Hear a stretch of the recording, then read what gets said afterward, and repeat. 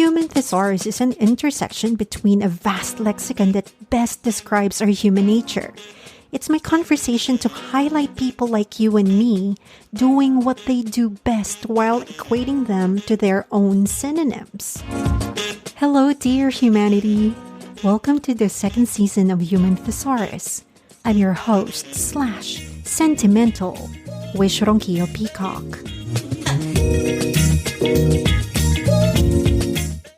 Daphne can be described as a Jill of all trades, having tried on so many different hats, and I've seen a lot of them, from being a radio DJ in the Philippines, an events MC and host, restaurant manager in the beautiful Boracay Island, English teacher in Spain, admin work for a scrap metal company, a manager of Pilates studio, a door bitch for a private club, events organizer for a club, etc., etc., etc.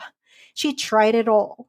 She now is very happy to concentrate of being a businesswoman and being her own boss, which she has been doing since 2017. She was born in Davao City in the Philippines, down south, but lived most of her life in Metro Manila. Daphne presently calls the island of Siargao in Mindanao, Philippines, as her home. She and her husband, Borja, are rebuilding their home along with all their hopes and dreams after that recent super typhoon Odette practically snatched and drowned almost everything away that they own. I met Daphne through our common friend Lily. She was my guest from my season first's final episode. Lily just told me, "Oh, I have got this friend. She's also a DJ, Daphne. She's very sweet. And she just broke up with this very long term relationship. And I'm trying to get her out in the world again. And since I'm taken, you should be the one who can show her the ropes and bring her out of her shell again and let her know herself and introduce her to our party scene." So there I came. I met Daphne and I could see she's brokenhearted and she's so sweet. And we just clicked. We became really close friends up to the point that I have to push her to her now husband, Borja. They lived happily ever after. So we also became a roommate in Manila at some point, and we've seen each other's dramas in our 20s, really as part of growing up, being who we are as we are now. My synonyms for Daphne are dull as a noun, exploring as a verb, and buoyant as an adjective. Within this conversation, you'll further understand why I describe her as such. So here she is, Daphne Mitra. Hi, my name is Daphne. Same as the words frangipani as a noun, laughing as a verb, sensitive as an adjective. I like the word alma, meaning soul, and I dislike the word exotic. Thank you very much for that. That definitely makes a lot of sense how you described yourself. So, yeah, how are you? I mean, you're always doing a lot of very multidimensional things in your life. In a nutshell, at the moment I'm okay. I'm more than okay. Mhm. I guess after 2 years of building and then opening for 6 months and then having, as you mentioned earlier, my hopes and dreams shattered by a super typhoon in December last year. Mm. But we are alive. I'm alive, and so I'm great. In that context, I'm very much okay. That's good to hear. Apart from that, we are again rebuilding. So that's what's taking up most of my time these days. Yeah. We have to go back to pre-opening, which is, throwing in cement, buying furniture, painting certain things, building a room for ourselves, somewhere else in the property because I don't think I can live in the same room that I had before after the typhoon, and knowing that water can actually come into the house, which actually made the place beautiful, but it also was what made it dangerous when the typhoon happened. Yeah. That's the main activity that is consuming my thoughts and my time these days. Mm. Apart from that, 2022 is for me about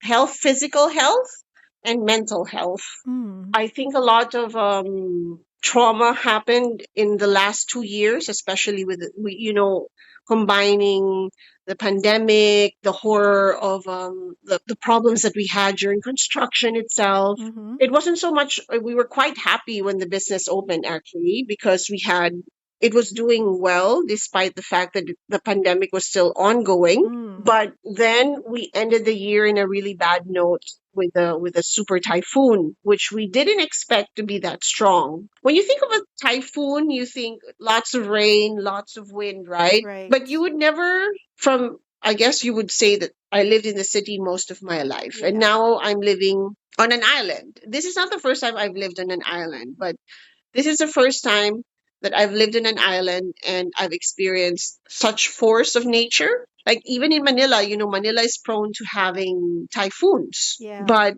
I lived there a total of 21 years and I've never experienced anything of that kind of strength. I don't know about you. You've lived in Manila longer in Cavite Mm. and in Yeah. Manila, and I don't know if you've ever experienced anything so strong, with Yeah. I think it was over 300 kilometers an hour, Right. like of wind, and not stronger than what happened in 2012 in Leyte, but it was there. Mm. And the house is made of cement. And if it was just the wind, I think we would have been fine. But because it pushed the water inland, it was going over the house, Right. over the house. Oh my gosh. We have cement seats on top of the roof, Yeah.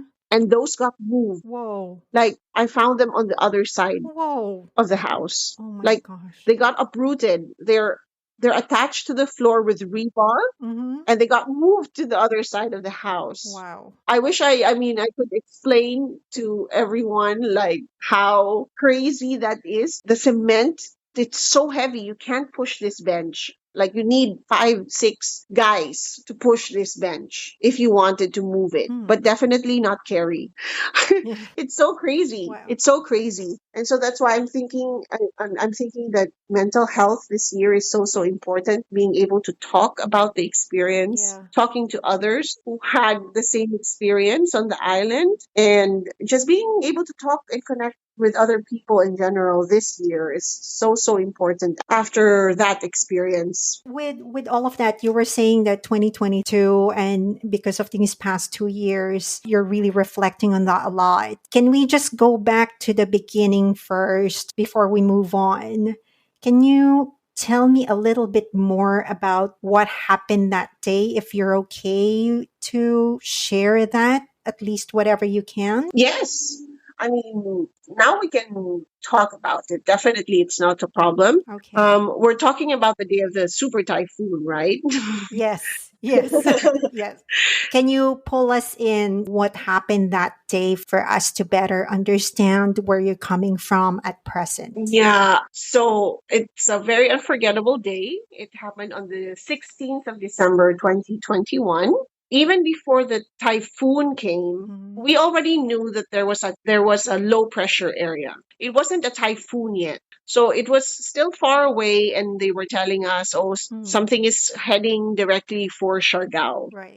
Maybe a week before, or 5 days before, or even 3 days before, we were still like, oh yeah, like all the other typhoons that come, it normally heads up north, further up north, and hits Mm, more the Visayas area, like the Leyte, or even further up, like the Bicol region. mm, But on the day before the typhoon, they were still saying that it was heading straight for Siargao. Now it was intensifying a little bit. Anyway, the day before the typhoon itself, we boarded up the room, our bedroom. So, right. meaning we put like plywood over the windows, all the windows in our room. Oh, But we had guests, mm, and we had some guests that actually checked in because they wanted to see the typhoon from our place. So we had these two rooms that were occupied. And then a friend who also contacted us on the last minute, that he said he was going to be alone in his building where he was staying, and that he didn't want to be there alone because everyone had gone to a different town. And he said if he could stay with us, we definitely said, yes, definitely come over. So he stayed the night before. And everything was still calm. Like it was a normal day.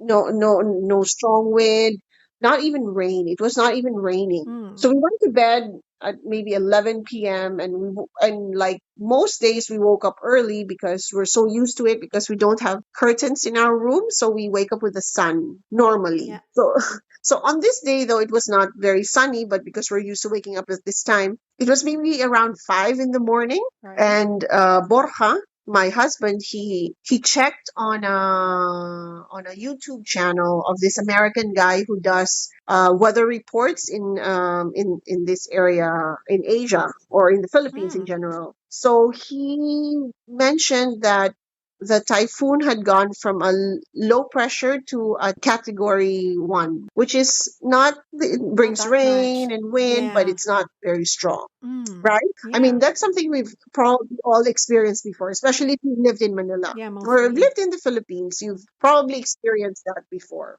So Yeah. that's not something unusual. But around 6:30, he watched for an update again. And this time the guy had said that it had gone from category 1 to category 3. Whoa. And then soon after that, it was category 5. Oh my So goodness. we were like, category 5? Wow. We couldn't even wrap our head around it. Like, you can't really understand what to expect when you've never experienced something like that before. So you're like, oh, we'll be fine. The house is cement. We'll just stay on the ground floor. So, if we need to go anywhere, we can leave right away. Mm. And then all of a sudden, our friends came. In total, we were 14 people. We Oh. had some friends arrive from other towns, and they said that, can we just hang out here during the typhoon, because your house is cement and we think it's going to be safe. And we're like, sure. At some point I started getting really nervous, and I said to Borja, look, we haven't prepared an emergency bag just in case if we need to evacuate. We have absolutely nothing, like, Mm. so I said, I'm just going to go up to the room really fast, Yeah. and I threw in some clothes in the bag, his clothes, my clothes. I grabbed some important documents like Yes. passports and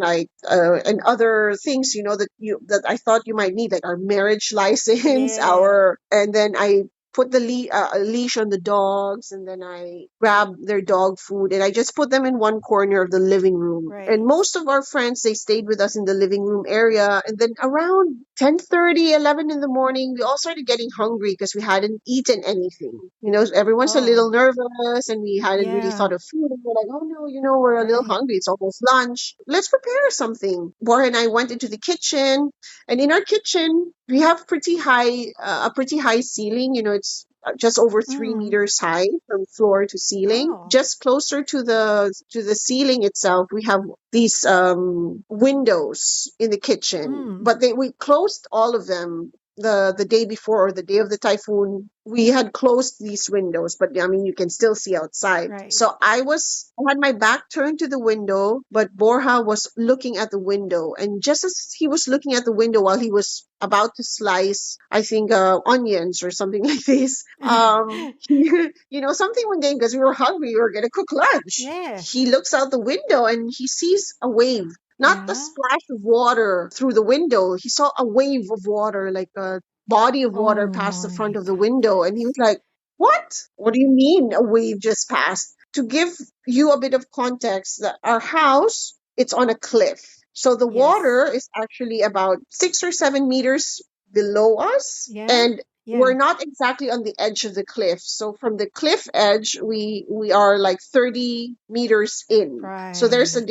a bit of a distance and a bit of a height. And the house Yeah. it has 3 floors and maybe about 9 meters high, all in all. Mm. Anyway, it's in the ground floor. So this wave passes by.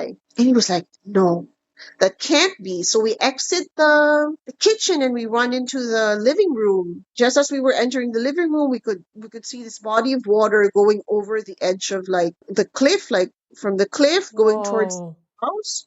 But it Oh didn't my smash god. any of the sliding doors or the windows. but it flattened all the greenery in front of the house so we could see the water. And it was crazy. Like the water Oh was my so high. It gosh. was as high as Mm. the cliff, basically. It was, I mean, the cliff was already the beach. It was the water had risen to that level. And we were Oh. like, oh no, this is not even the typhoon yet. Because they said that the typhoon was arriving around 11. Yeah. So the wind had started picking up, but it's not crazy yet. But Yeah. because of that wave, we all decided that this is the moment. Like, it's now or never. Yeah. If we decide to leave, we need to leave now. Because if we don't Right. leave now, I don't know if we will be able to do it later on because that wave was crazy. And that Yeah. was just the first one. Actually, our guests who had stayed upstairs in their room, they were out. One of them was out in the balcony shooting the waves from the balcony of his room. Yeah. And there's a video, and it came out on CNN, Oh my this goodness. video. Oh gosh. And you could see the wave hitting the rock and then the rock in front of the house, and then you would see little rocks flying into their room from the Oh force of my the wave just gosh. smashing on the rock and breaking it into little pieces. And then it flew into the room Oh and you my could see them run, and then the video goes like a little crazy. And then oh. Borja, so we decided, oh, let's evacuate. So then, it's everyone got a little excited around this moment, and we were like, okay, what are we going to do? So we collectively decided that we were going to evacuate the house. So Borja went upstairs and called our guests. We Yeah. grabbed our bags, grabbed the dogs, and then grabbed the food, and we left. We Mm. didn't go far. I mean, we have this walkway from behind the house, which is elevated from the floor about maybe two Mm-hmm. meters high. And we were walking on that walkway to inland towards the highway on higher ground because we have our garage is there. Yeah, so Right. we walked, and we could already see that from the walkway that there was a bit of water building up. Whoa. Yeah, yeah.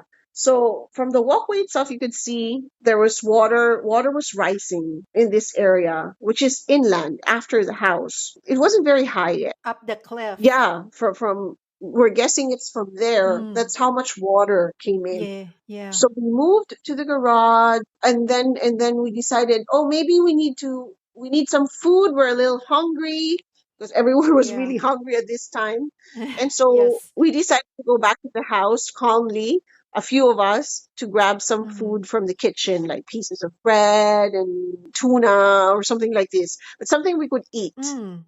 And then Yes. we locked ourselves in the garage. So in the garage is just we have some motorbikes in there, and it's mostly empty spaces. We have like a work table and a few other tables and some benches, and we were pretty relaxed in there. And because our place runs on solar, so we still had electricity.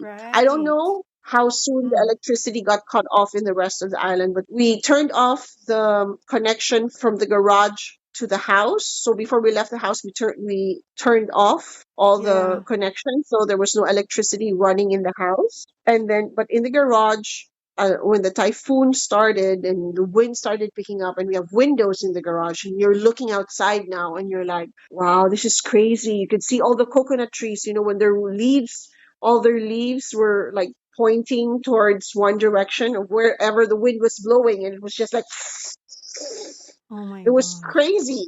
And you're looking at it and you're like, oh my God, like, am I going to survive this? And you start really getting really scared. And so at first we were all like scattered around the space of the garage. Mm. And then when we realized that it was really getting strong, we started like sitting together, and we wore helmets because we didn't know what was going to happen. We didn't want, if there were things that were going to be flying or things like this, we wanted to protect our heads, or if things were going to be falling, at least we were wearing a helmet or something to protect ourselves. Mm-hmm. It was okay for a while until the wind just sucked the window out, like literally. And then the window was gone. Oh my And gosh. from then on, Yeah. everything was crazy.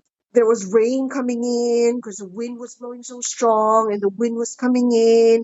And then you could see the ceiling. Yeah. And this building, it's not made of cement. This is a prefabricated building. Oh. So it's a steel structure inside Yeah. with flexi boards, Right. Yeah. or they call them gypsum boards. I mean, they're pretty strong, but they're not. we were worried. We were like, okay, we don't know what's going to happen now when the window blew off. But then we could see the ceiling started peeling from how strong the wind was, and it was taking away the flexi boards and was flying Oh my like pieces of gosh. it, like chunks. And then we were like, if that's what's happening, then the rest of the building is just gonna like slowly disappear. Right. Yeah. You look at this thing and it's so strong, and then the direction of the wind was changing. So it was like coming from the north, then from the west, and then it was coming from the east, and then it came from the south. Oh. So Oh from my all gosh. directions, it was changing. It was strongest when it was coming from the east. That's what sucked the window out, and then the force of the wind itself. You know what roll up doors are? The Yeah. metal doors you pull down Yes. and you pull up. The wind destroyed that. The force of the wind, it couldn't withstand the wind, Oh my and then it gosh. broke the door, and they just started clunk clunk clunk clunk clunk clunk over there by the Yeah. end of the garage. So noisy, and all you could hear was the sound of the wind, and watch this like white wall of wind pass in front of you, because it was sucking in the all the rain, and it appeared like a white wall of just flying past. And you're staring at this, you're huddled under a table behind a wall with your helmet, holding your pets, and with your friends and your family here, and you're looking at this, and you're praying that the wall does not give way, because if it does, like, Lord, please make this wall hold, please keep it attached to the floor of this garage, because if it flies, that's it. I will have nowhere to hide, and I will be impaled by something flying in the wind. And that's it. I'm going to die. And you can feel the walls straining from the force of the wind, straining. And you're just, and this lasted for 6 hours. And we were just there looking, staring. And at one point, I asked my friend, because I felt like it was going on forever. I told her, look, please tell me what time it is. And she's like, it's 2:55 p.m. I'm like, oh, this should be over soon. And then maybe a few minutes later, because it was so noisy, another person asked, hey, can you please tell me what time it is? And I felt that hours had passed since I asked her what time it was. Mm. And then she replies, it's 3 p.m. And I'm like, what? Oh my god. Only 5 minutes have gone by? I can't explain to you. I think I've never, ever before this day have I ever felt so certain that I was going to die. And it's a really strange feeling, because Mm. you won't be able to control it. You're scared, and you're trying to hold it together because you're looking at the others, and you can also see how scared they are. Mm. And if one of us just started crying, maybe all of us would just like break down there and then. And we know we needed to hold it together. Yeah. So there were other things that happened in between that whole thing.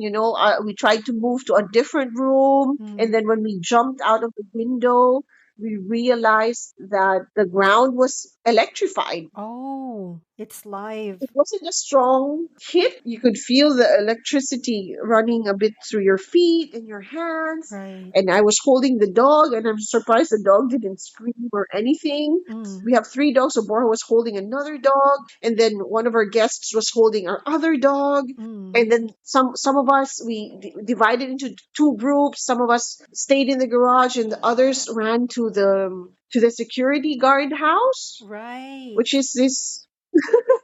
And if you can imagine, it's like this, it's made of coconut lumber, Right. and it has a tin roof, and the tin roof just flew Yeah.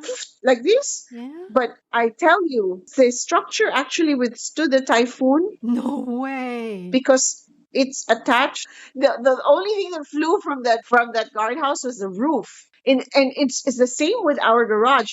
It's the ceiling Mm. inside the garage that got destroyed, but our roof stayed on.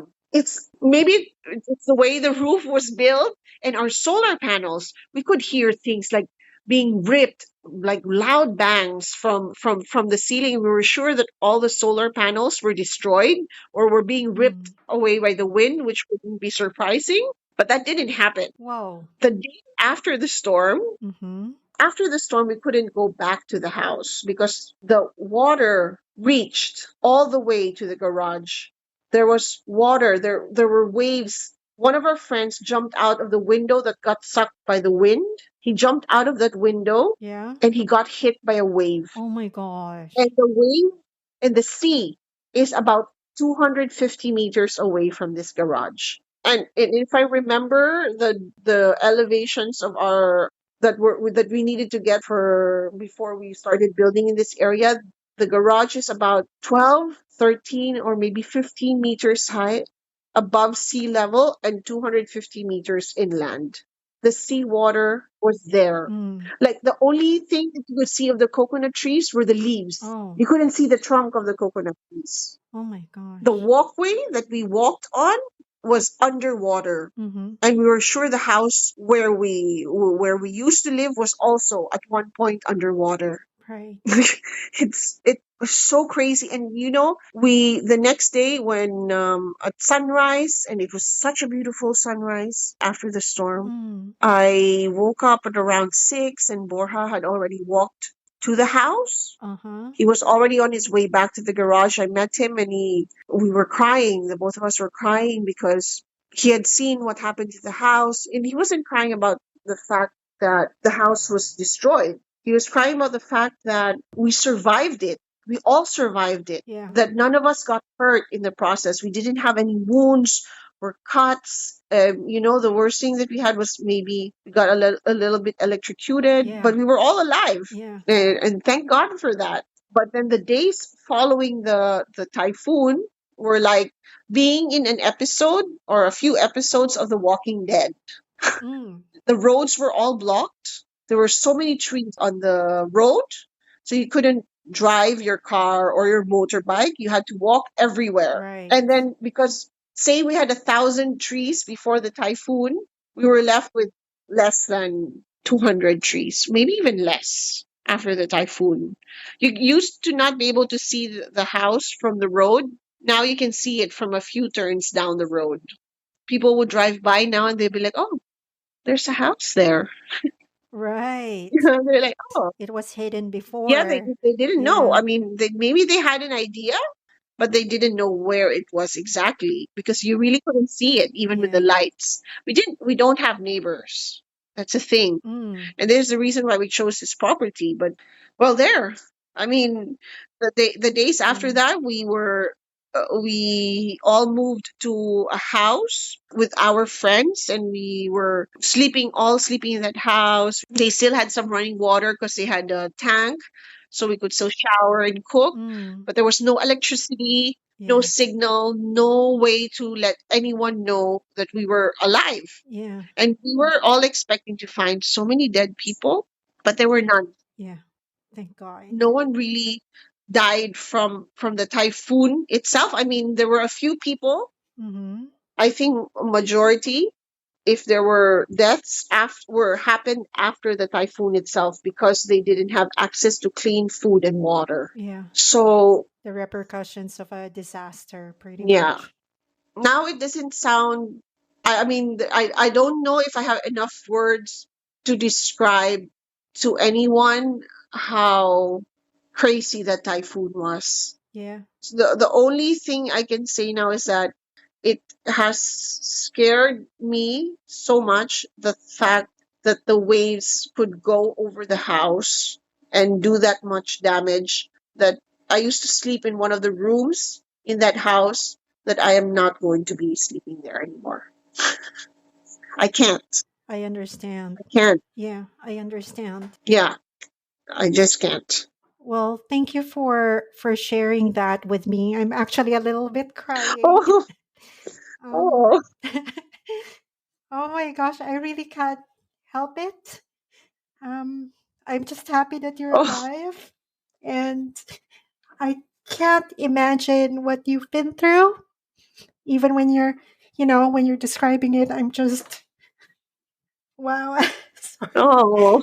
Wow. Yeah. Yeah, but thank you for sharing that because I knew with the minimal words that you and Borja has been announcing on Instagram, I felt that it has way more than that. And I know that at some point that we would be able to sit down and kind of rehash that. So thank you for sharing that with me because I could only feel the trauma of close to the edge of death in that way. But on the positive note, I'm so happy that both of you are alive and you're here and you're moving on and you're more resilient than I could ever imagine. Thank you for being alive and thank you for having a structural integrity with your construction in a way. And also, I'm sure there's a grace out there that really held you where you were, regardless of the fear. There's something, right? I mean, there's something that's protecting you. Yes, I definitely agree with that. Like, I mean,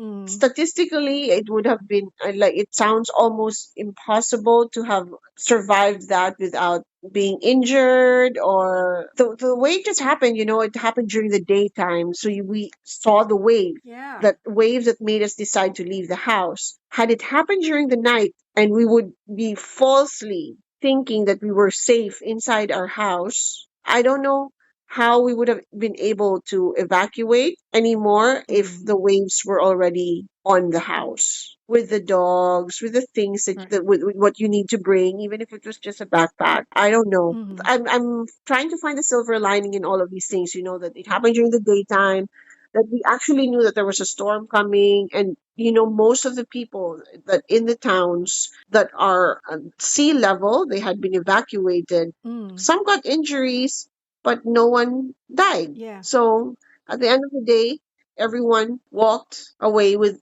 their life. And survive. And I think that's the most precious thing there. You only have one of it, and hopefully, Yeah. all of us that lived through that will make better use of it after that experience. Yeah.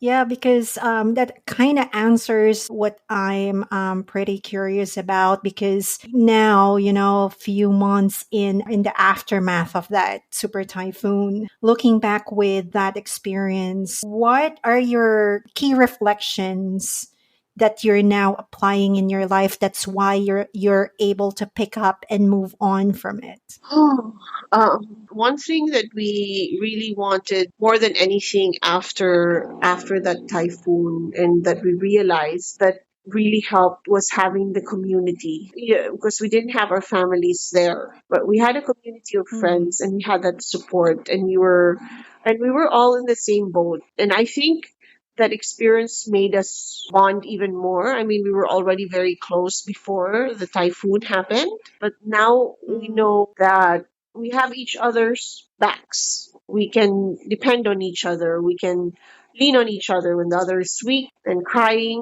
The others are there to comfort and to listen and to be strong. mm, Take away from all of that, it's important to maintain very strong relations with people, because life is so fleeting.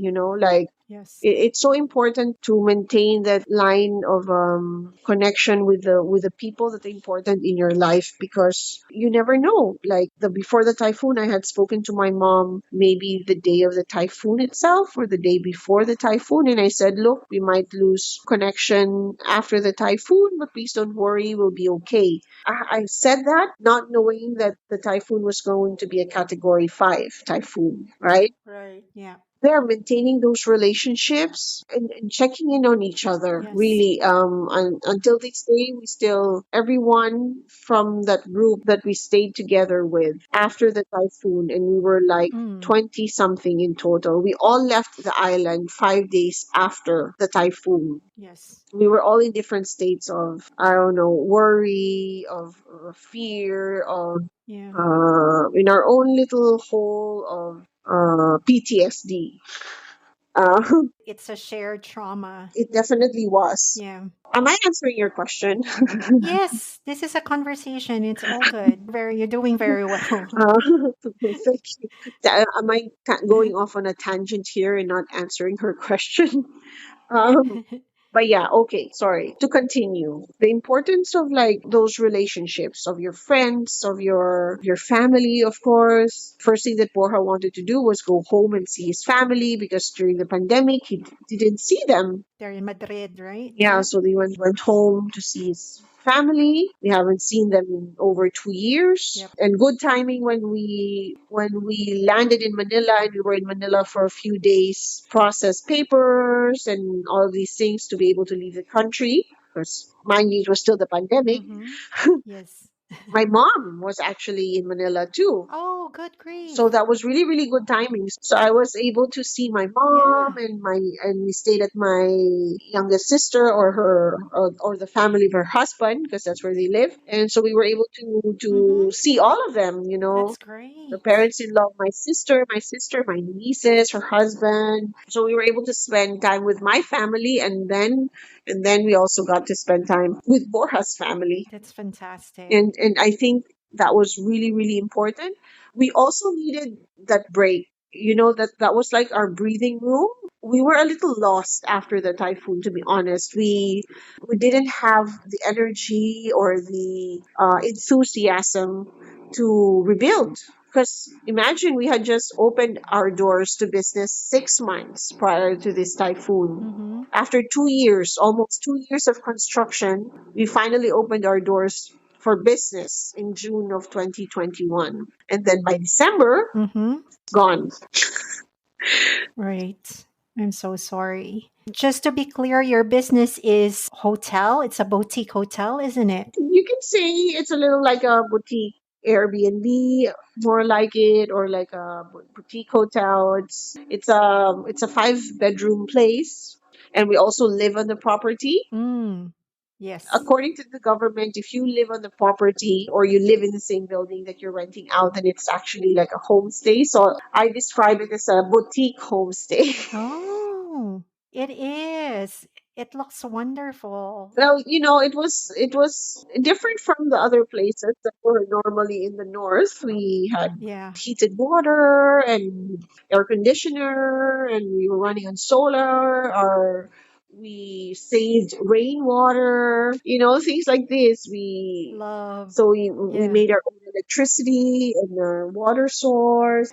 We were in the woods. We had fireflies at night.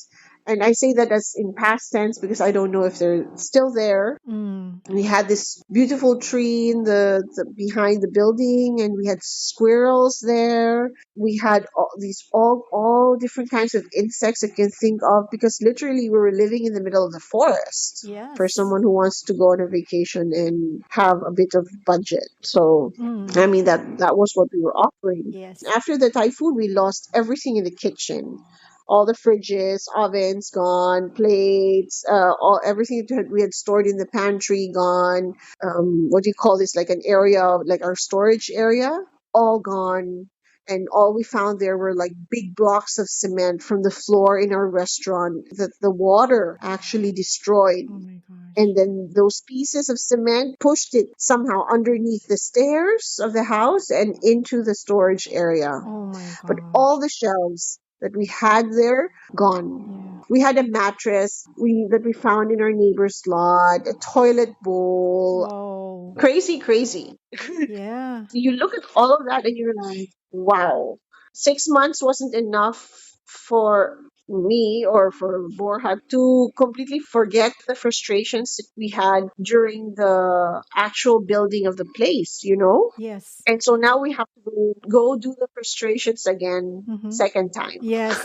So the last time I've spoken with Borja, I think during the time that you were both in Madrid, Yeah. I asked him, so what's next? And then he said at that time, it's like, I don't know if I want to rebuild. And then a few weeks after that, you've mentioned to me that you're rebuilding. What was the turning point that both of you decided that, okay, we're going to rebuild this? We're going to do this for the second time, regardless of the pain in the arse doing it, but we're going to do this. Like, what was your turning point?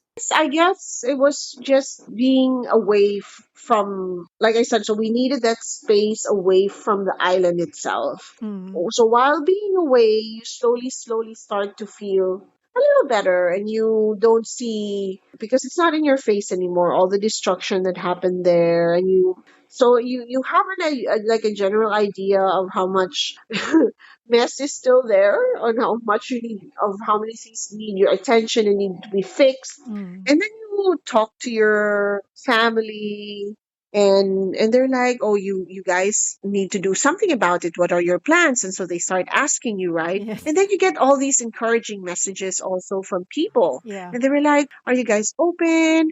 Are you guys planning to rebuild? Oh, you definitely need to rebuild because that place was very special. We stayed there. We want to stay there. We've heard about your place. We really want to go there. And so, you hear all of these things and all these words of encouragement from your family, from people that you don't know, from your friends, and you're like, yeah, I'm going to do it then. Then you find the motivation because then you also think about how much time you actually spent building that place, and then you think, do I really just want to throw that away? Yeah. It's You yours. can't also just ignore it. Yeah. You can't sell it. Exactly, no one's going to buy it Yeah. the way it is. Mhm. You can't just leave it there to rot. It's still there, it's standing. Mm. Your option really is to reel yourself in and just do it. Right. So this time around, it's like a second chance, right? Or Yes. another chance in life. Hmm. So, what are you going to do in that beautiful space differently?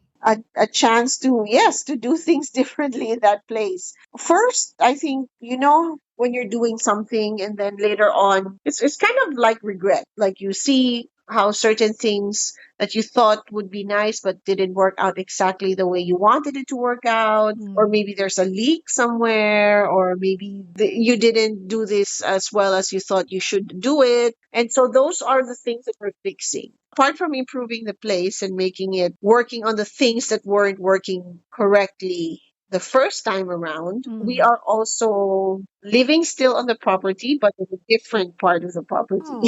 Because now there's sea view from everywhere. Oh, right. Got it. Yeah, and maybe one of the few things that we might be changing is we might be moving the kitchen of the restaurant to closer to the road as well, so that if Mm. we do have something similar, or if the water rises higher than it did during the typhoon, that we don't lose everything in the kitchen. Yeah. So we're building that on, I think, on higher ground. Maybe changing from like aluminum frames for the windows to like maybe wood, get better waterproofing, Mm. and thinking if we're building more rooms, but what kind of rooms? Should they be rooms with AC or with fans? So that those are things we haven't decided yet. Do we want to build a swimming pool maybe, but where? Mm. Things like this. After the typhoon and we left, we came back around mid February on the island. So Mm-hmm. we've been here since mid February, and we've been working on reconstructing the place since then.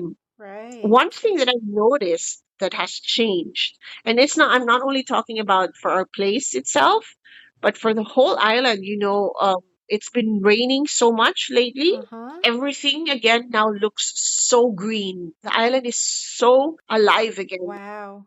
It's regenerating, isn't it? Yeah, it's It's beautiful. healing. It's so beautiful because I mean immediately after the typhoon everything was just gray and brown. Because everything got covered in salt, and so how salt dries everything up, and just mother nature in the last between February until now. And today we were driving down the road heading back to General Luna from our town where we have our place, which is in Burgos, which is up north. Mm-hmm. Today, I was looking at the trees and I'm like, wow, they really look more vibrant.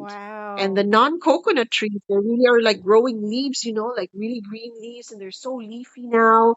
And I'm like, wow, it's amazing. Mm. So apart from us rebuilding our place, I mean, nature itself is also rebuilding, Mm. and it's nice to see. Like we need to do a lot more though in our place. So many trees fell, so we have to cut up those trees and prettify and do a lot of landscaping. And I don't know how to go about that. That's the part that I don't know how. From having survived and seeing that the environment is healing together with both your souls and also for your beautiful spot and all of these things happening, it will be okay moving forward. You're already a few steps ahead of that path. In closing, what's the word that you can impart to our listeners? Word or a phrase that you can impart to our listeners, and why? Hmm. Wow. I have to think about that one. The word that comes to mind is grit. Grit is another way of saying courage and resolve, strength of character. I think going through whatever it is in life, it doesn't have to be a super typhoon. The super typhoon could be a metaphor. Okay. Everyone goes through challenges in life, and I think the push, the moves you forward, the motivation that moves you forward is the resolve, the grit that you have to indeed move forward with whatever it is, to decide to continue despite the circumstances, or despite maybe you're not still 100% sure that you are of how to go about it. But what you have is the beginning, that desire to move forward.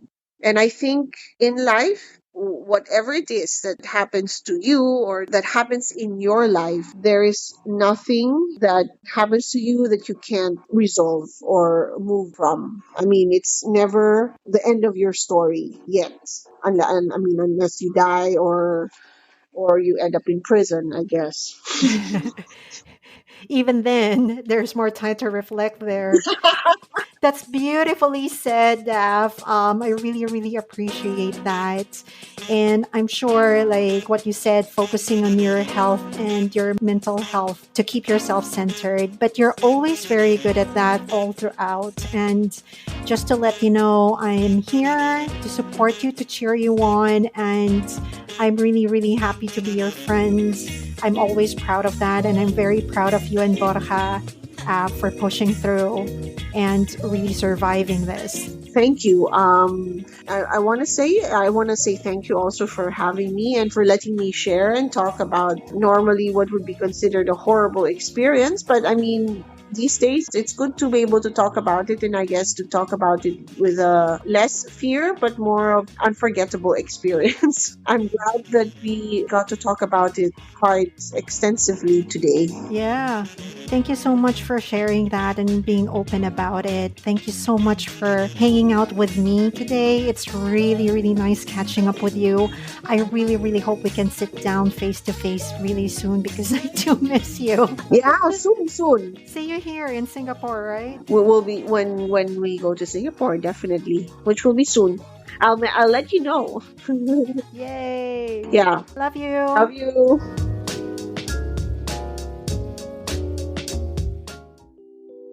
From this episode, one of the most important words about life is healing. It is the cost to become sound or healthy again.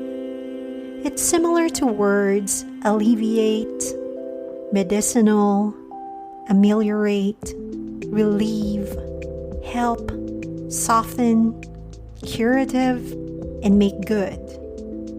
Stephen Levine, an American poet best known for his work on death and dying, quoted, "To heal is to touch with love that which we previously touched with fear." We all have traumas one way or another. It may be big to you but small to me and vice versa, but that does not cancel each other out. You can recognize them as your trauma, you embrace them, and find some ways to ask help, to heal, regenerate, and think about what would you like to do to address that trauma. As long as we're alive, we have this propensity to really fight for ourselves and really look within and also externally to see the silver linings of life. There's more to our trauma than what we're leading ourselves on. There's more to life. There's more to our love. There's more to the fear that we have that we can change, that we can evolve into something more positive for ourselves. Because ultimately, we have to fight for ourselves and the life that we're being given and blessed about. Find that path to heal.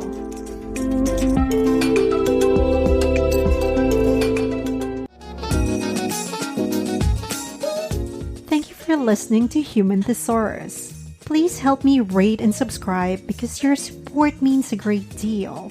Join me again next week for another episode. And while waiting, why not listen to my past few episodes? You may find one of them fascinating.